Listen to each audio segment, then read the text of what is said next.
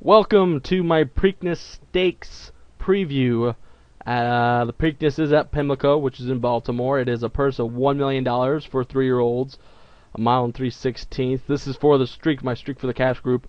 For you guys in the streak tournament, I decided I'm gonna make a video of my personal view of the Preakness, and then I'll do a write-up, post that on the boards. But I have time. This is only going to take a few minutes to make, maybe a little more. I apologize if it goes on for far too long, but I want to jump right into this. I quickly just look at Tiger Walk here as their first horse. He's been racing mile races since his second start. He started off in the turf on the grass, and then he switched to dirt. Grade 3 company, he couldn't handle it. Grade 1, he finished 4th. He lost to Teeth of the Dog, which is number 2, but number 1, I do not like. Number 1, Tiger Walk. Moving on to number 2, Teeth of the Dog, a horse that is pretty much won his maiden back in February, and then he went on a bit of a layoff. A layoff is a bit of a break, I guess you could call it. Came back, racing the Wood Memorial. That's a confidence builder there when you see that from the owner or trader standpoint. When you see a horse win a maiden and they quickly put the horse in a $1 million race, that is something you got to keep an eye out for. He finished 3rd in a field of 8. He did lose to Gemologist and Alpha. Both of those horses went on to run in the Kentucky Derby, and the horse was a 53-to-1 horse, meaning if you put $2 to win on the horse, he's over a $100 horse if he would have won his last race. So he finished 3rd in a field of 8 in a Grade 1 Wood Memorial. Wood Memorial is seen as a Derby prep race, but they decided to skip it, and looks like they're going to run him in the Preakness. So Teeth of the Dog, not a bad choice at 15-to-1. I will say he probably goes off maybe a little lower than that, since I noticed that pattern of maiden special weight quickly to Wood Memorial Grade 1. He probably needed that race considering he had a layoff.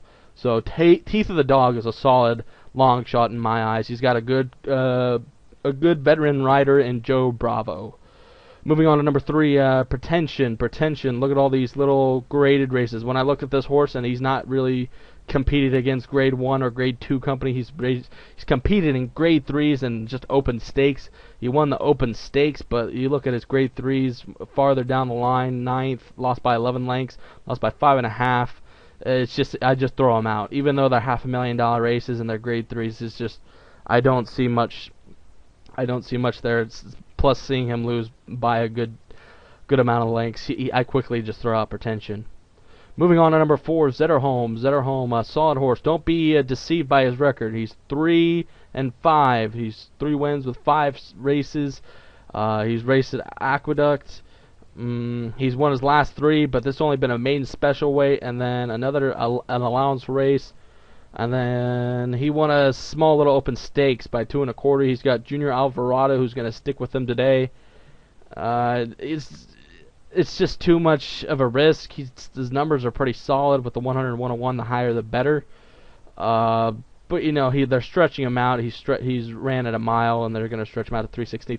He looks like he likes to sit off the lead, and then he'll start his run. But a little question mark.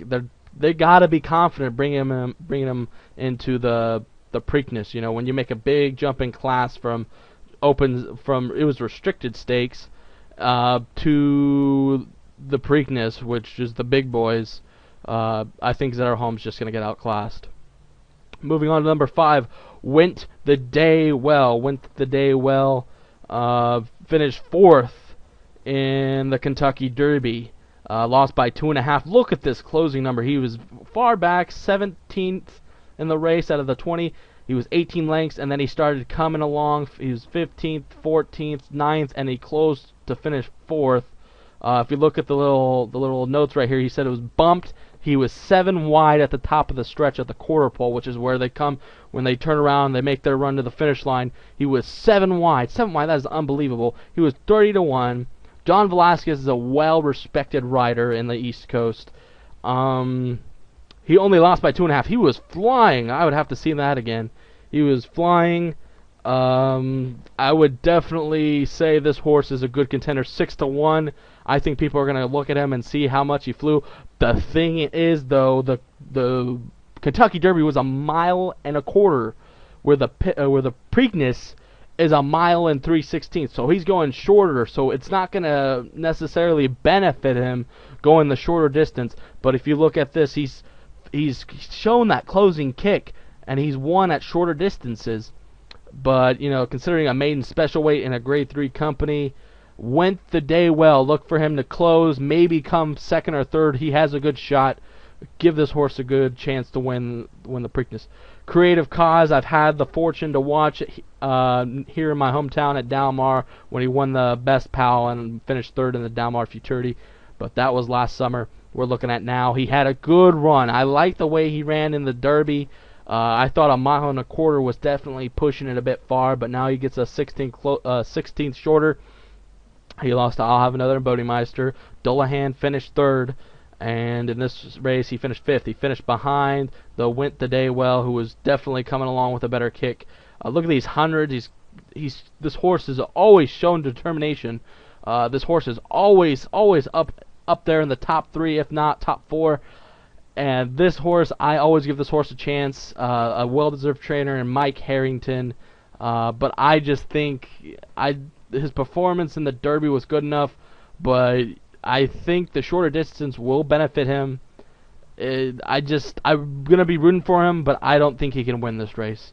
Moving on to Bodemeister, the favorite at 8-5. 8-5 morning line. I felt like this guy was easily going to be the morning line favorite. You see, I swear, when I was watching the Kentucky Derby, I saw him at the quarter pole, and he just kept on going. I thought he was gone.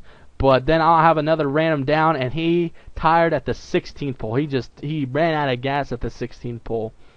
And with his front-running style, it will favor him going shorter distance. I'll Have Another will have to catch Bodemeister. Everybody's going to have to catch Bodemeister and Mike Smith, the Hall of Fame jockey. This horse, I think, will win this race. This is my opinion. I believe Bodemeister is the best horse in the race. But one thing I got to keep in mind is when horses come out of the Kentucky Derby, they usually use all they got. They used everything they had in the Derby, then they come in the Preakness and absolutely tank it. But look at the consistency I see from Bodemeister. He hasn't even finished third. He's either finished first or second in his career.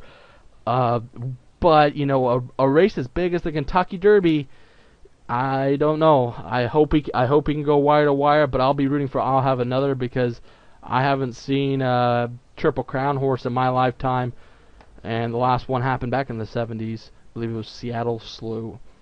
Going to Daddy Knows Best. Daddy Knows Best finished 10th in the Derby.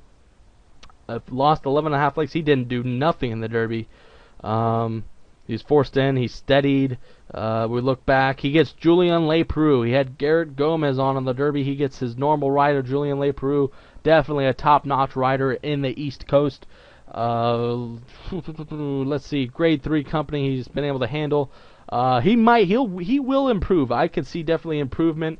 When horses come out of a race with 20, when they come out of the Derby, because the Derby, there's 20 horses in the race. There's just so much tactical things going on in there. When you come into the Preakness and you have 11 horses, it's a lot easier, and especially when you're getting your normal rider, Julien Leparoux, and a rider such as Julien Leparoux. Daddy Knows Best. 12-1 odds is kind of, I think he'll go off at around 10-1, maybe even 8-1. But he'll definitely not be at 12-1 or more. I'll be surprised. He's a good price when you get your rider back. Julien Leparoux knows how to ride this guy.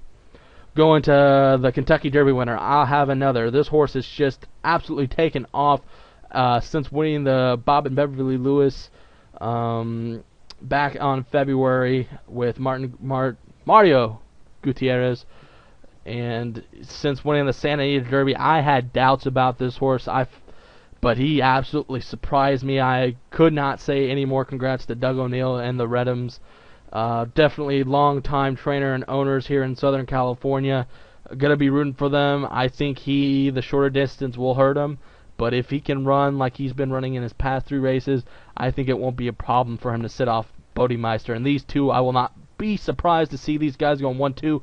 But Bodemeister will take the lead in this race. And then I'll Have Another. If not in second, he'll be sitting either in third, fourth, or fifth. He'll be tracking Bodemeister. That's how I see this race setting up. And we're going to come down to the last 2 here. Optimizer. Optimizer is a horse also from the Kentucky Derby. He finished 11th. Lost 12 lengths. He gets Corey Nakatani. Corey Nakatani, he's taking his time to go over there and ride Optimizer. Corey is not his usual rider. It's usually John Court, the old time John Court. Not going to ride Optimizer this time for D. Wayne Lucas, the Hall of Fame trainer. This horse, I just don't see anything giving this horse a chance after his 20 length loss in the Arkansas Derby. I just passed this horse right off the bat. And we go to the extreme outside in Cosetti. Cosetti, coming off the Arkansas Derby, he lost 9 3/4 to Bodemeister. He was 32-1 in 11 horse field. Mile and 8th, mile and 16th. He's been finishing 3rd and 4th in his past 3 starts. I just don't see him being good enough to win this race. So I throw out the 10 and 11. So my choices in the Preakness, looking at the prop, it is either I'll Have Another or Bodemeister to win the Preakness or any other horse. I think this field is not as wide open as the Kentucky Derby was. This race is considerably, I see this race easier to handicap. I don't really see too much speed in this race. I mean, Teeth of the Dog has some speed as well as Pretension. But Bodemeister, I think, will definitely get the lead. Will he get it easily? Maybe. Mike Smith might not force him. He probably will if there's challenge up front. But this is how I see it. I think the best pick, the 2 best horses in this race, is Bodemeister and I'll Have Another. I'll Have Another is just, he's been a different horse since winning the Beverly Lewis. He's won 3 consecutive. Bodemeister, I think the short distance is definitely going to benefit his running style. He'll be trying to hold on, as I'll Have Another will be coming on the outside. A few other horses might be closing as well. Who knows? But I think the easy pick, the most obvious pick to me in this race, is Bodemeister or I'll Have Another to win the Preakness. That is definitely the pick for that prop. Good luck, guys, and take care.